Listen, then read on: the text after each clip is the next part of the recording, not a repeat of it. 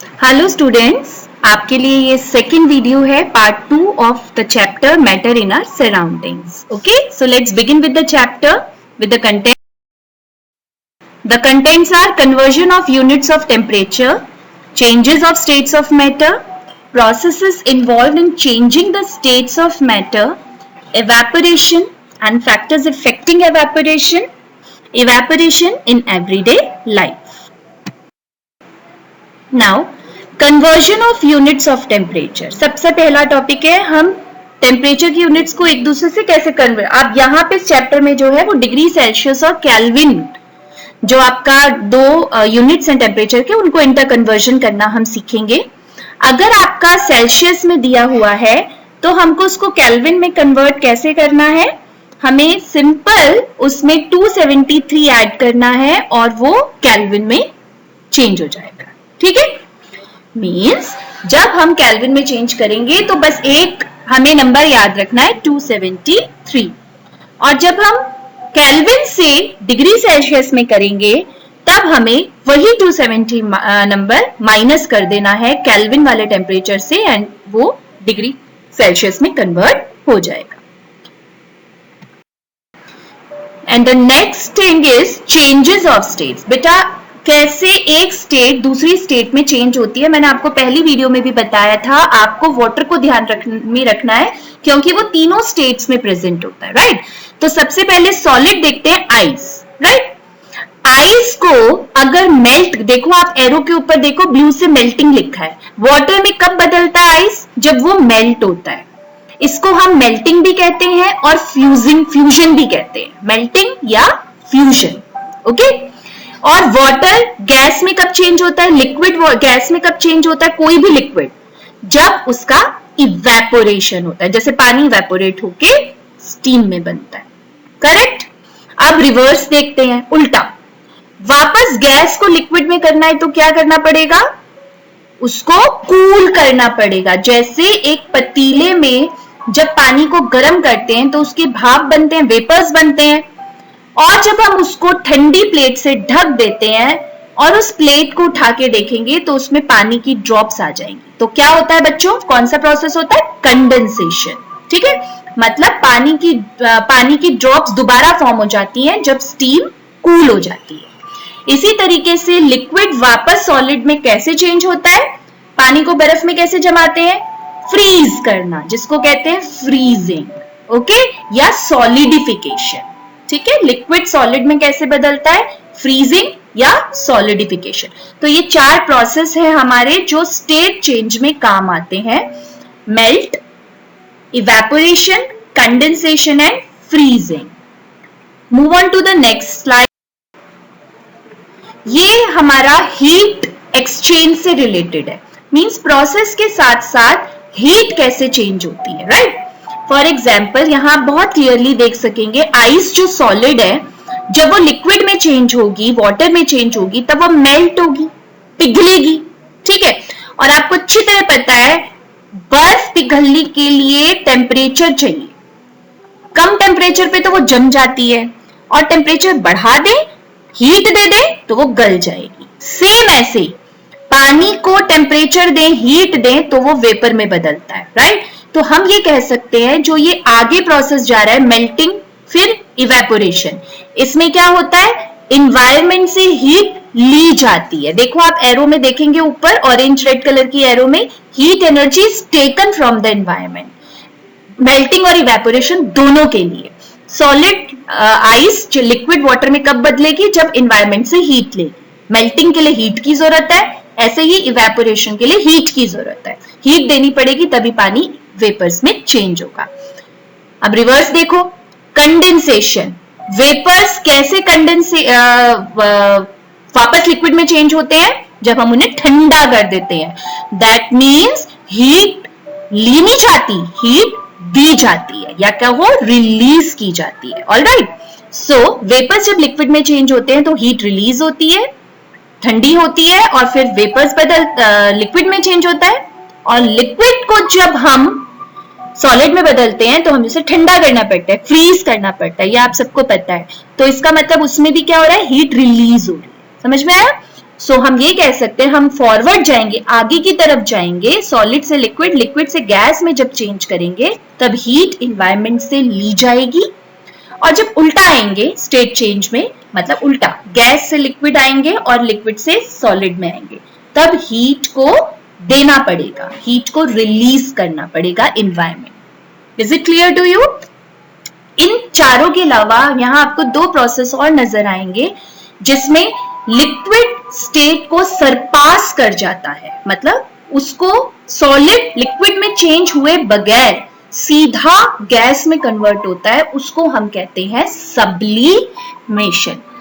आपने देखा होगा नेचर में, ये आपने आसपास भी देखा होगा, घर में मम्मी नेफ्थलीन बॉल्स रखती होंगी सर्दियों के कपड़ों में, अपनी कीमती साड़ी कपड़ों के बीच में नेफ्थलीन बॉल्स, ताकि उनमें कीड़ा ना लगे, है ना।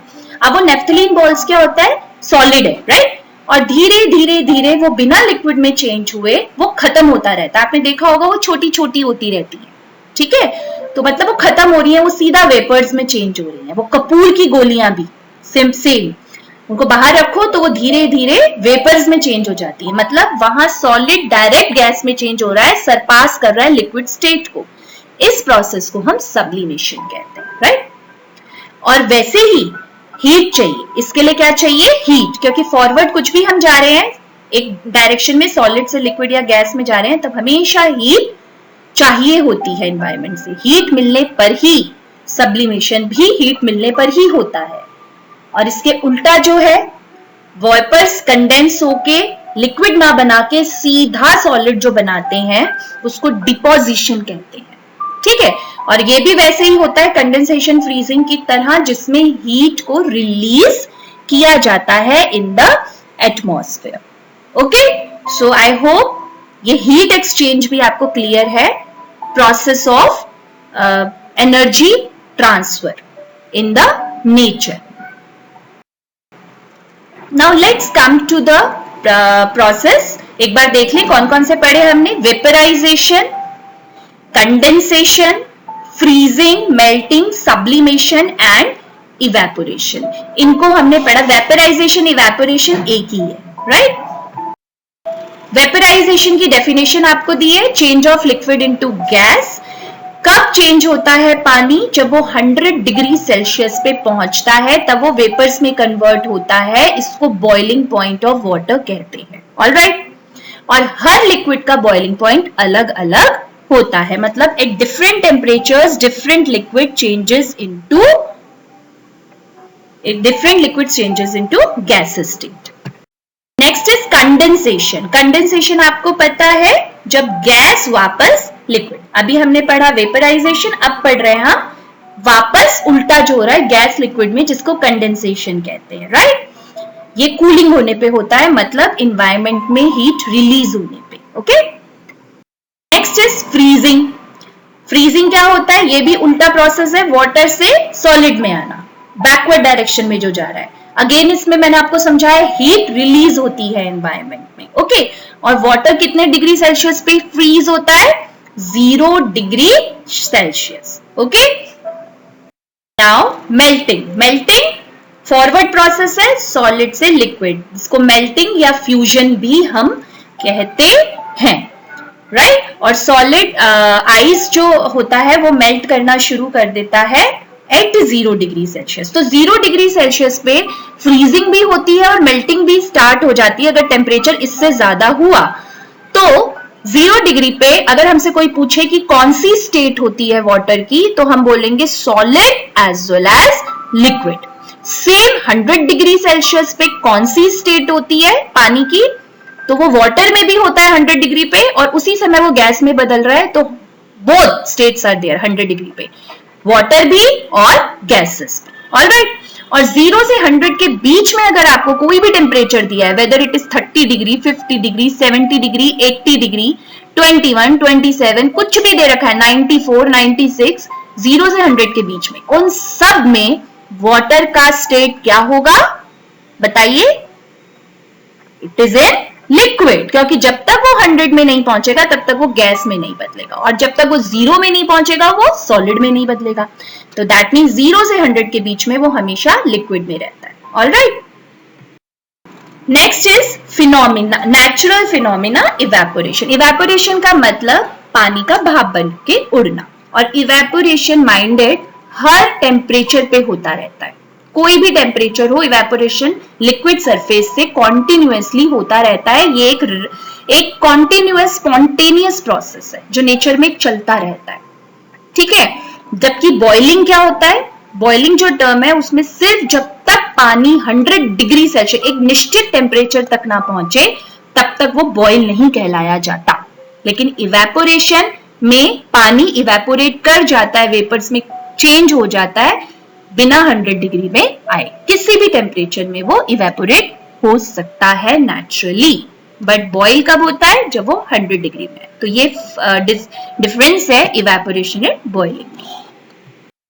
Now let's move on very quickly to the factors affecting the evaporation. किस वजह से इवेपोरेशन में फर्क आता है? बहुत कॉमन चीज है, आपने ऑब्जर्व किया अपने आसपास। Temperature, pressure, surface area, humidity and wind speed, इन सब की वजह से इवेपोरेशन में बढ़ोतरी या कम हो सकता है। इवेपोरेशन या तो ज्यादा हो सकता है या कम हो सकता है। आपको डायग्राम के थ्रू समझाते हैं। ये देखिए, आपको effect of temperature on evaporation दिखाया है। जैसे हम किसी भी चीज को हीट देंगे, आपको यह डायग्राम से समझ आ रहा है, तो बताइए क्या होगा, इवेपोरेशन क्या होगी? Yes, it increases, right. तो हम कह सकते हैं with increasing. Then effect of surface area. Surface area का मतलब उसका कितना फैलावा है, उसका सरफेस एरिया कितना है, सरफेस का एरिया कितना है, कितना वो फैला हुआ है। अगर हम पानी को एक छोटे से कटोरी उसमें ले लें, कप में ले लें, चाय गरम गरम है जैसे, नहीं पी जाएगी। लेकिन अगर उसको प्लेट में फैला लें, थोड़ी देर में ही वो ठंडी हो जाएगी, कूलिंग बिकॉज ऑफ इवेपोरेशन। तो ये बहुत जरूरी है समझना, evaporation results in cooling. Evaporation की वजह से कूल होती है, क्योंकि इवेपोरेशन कौन सा प्रोसेस है जिसमें क्या होता है, इवेपोरेट कब होता है, जब एनवायरमेंट से हीट ली जाती है, तब वो कोई चीज सरफेस इवेपोरेट होती है। तो जब वो हीट ले लेगी तब वो क्या हो जाएगी, इवेपोरेट होके कूल हो जाएगा, ठंडा हो जाएगा, right. Next, now effect of humidity. Humidity का क्या मतलब है, नमी। देखो जैसे रेनी सीजन है, ठीक है, बारिश का मौसम है, ऑलरेडी हवा में बहुत ज्यादा वाटर वेपर्स होते हैं, ठीक है। अब हमने उसमें गीले कपड़े सुखा दिए तो क्या होगा, वहां गीले कपड़ों में से वाटर इवेपोरेट बहुत जल्दी नहीं कर पाएगा। क्यों? क्योंकि आसपास की हवा में ऑलरेडी ह्यूमिडिटी है ना। तो हम ये कह सकते हैं कि ह्यूमिडिटी बढ़ेगी तो इवेपोरेशन का स्पीड कम हो जाएगी, है ना, क्योंकि ऑलरेडी एयर में ह्यूमस है, आपके एयर ह्यूमिड है, आपके उसमें एयर में वाटर वेपर्स हैं, तो और वाटर कैसे एडजस्ट होगा। तो इसीलिए हम कहते हैं जब ह्यूमिडिटी इंक्रीज करती है तो इवेपोरेशन कम हो जाता है, डिक्रीज करता है। Next is wind velocity. ये तो आपने देखा ही होगा, पंखा चला दो खूब तेज, आपके कपड़े फटाफट सूख जाएंगे, है ना। तो विंड स्पीड जितनी तेज होगी, क्यों होता है ऐसा, क्योंकि वाटर के मॉलिक्यूल्स में काइनेटिक एनर्जी बढ़ जाती है, मूवमेंट में आ जाते हैं। जैसी एनर्जी बढ़ेगी they will leave the surface and evaporate. तो जितनी ज्यादा काइनेटिक एनर्जी होगी उतनी ज्यादा इवेपोरेशन होगी। और काइनेटिक एनर्जी किसकी वजह से बढ़ेगी, वाटर मॉलिक्यूल्स की, विंड की स्पीड। ओके, ये आपको एक चार्ट दे रखा है, आप इसमें से अपने नोट्स प्रिपेयर कर सकते हैं। Then evaporation in everyday life, ये बहुत इंपॉर्टेंट टॉपिक है बच्चों, इससे रीजनिंग के क्वेश्चंस बनते हैं।